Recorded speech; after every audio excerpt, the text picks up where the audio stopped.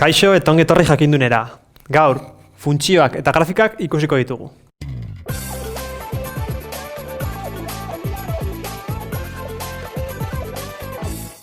Hau, grafika bat da. Irudi honetan, puntu desberdinak irudikotuko ditugu. Hau, absisa ardatza da, eta hau, ordenatu ardatza. Gogorarazteko zein dan absisa ardatza turkotxo bat dugu. Demagun, marra hau, luzeago jartzen dugula, eta A bat idatziko dugu. Beraz, hau absisa ardatza da. Trukotxo honekin badakizue A absisa. Grafika honetan lau kuadrante ezberdin ditugu. Hemen izango genuke lehen kuadrantea, hemen bigarren kuadrantea, hau hirugarren kuadrantea, eta azkenik laugarren kuadrantea. Puntu bat irudikatzerakoan kontuan izan behar dugu isa eta i puntuak ditugula. Isa eta i. Hau, badakigu isa ardatza dela.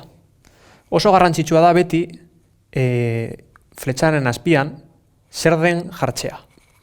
Zer demagun, hau arbolak izan daitezke, hipopotamoak, elefanteak ez dakigu. Kasu honetan, badakigu isa puntua dela. Eta hemen, i puntua. Honek esan nahi digu, beti zeinu positiboa kasu honetan eskumara doiela. Eta i ardatzean positiboa goruntzu doiela. Beraz, bera baldimagoiez, topatuko ditugu zenbaki negatiboak. Behin, hau jakinda, puntu bat isa eta i puntua daukogula, hemen jakingo dugu lehen kuadrantean zenbaki danak positiboak izango direla.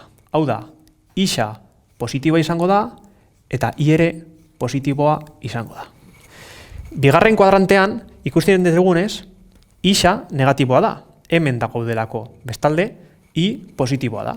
Beraz, hemen isa negatiboa izango da, eta i positiboa. Hirugarren kuadrantean ikusten dugunez, isa negatiboa dugu ondio, eta i negatiboa dugu. Beraz, kasu honetan, isa negatiboa mantenduko da, eta i ere negatiboa mantenduko da. Laugarren kuadrantean ikusten dugunez, isa positiboak dira, beraz, isa positiboa mantenduko dugu, baino i negatiboa da.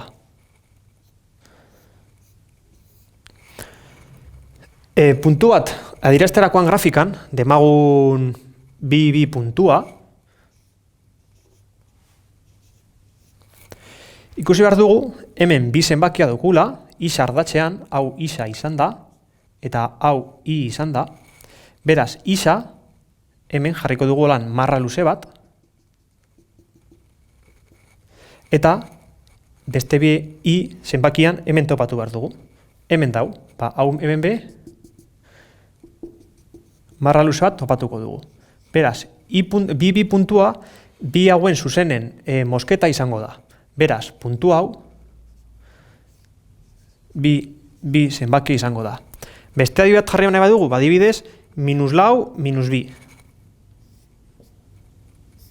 Minus lau, minus bi. Berdina, isa ardatzean, laua jarri topatu behar dugu, kasu honetan hemen izango genuke, eta i ardatzean, minus bi. Minus bi, i ardatzean, hemen dugu, beraz, hemen izango genuke, beraz, puntu hau, minus lau, minus bi, puntua, hemen izango genuke. Beraz, hau izan da dana. Mi esker ikustagatik eta gogoratu, sare sozialetan eta web orrian jarraitu jakindun.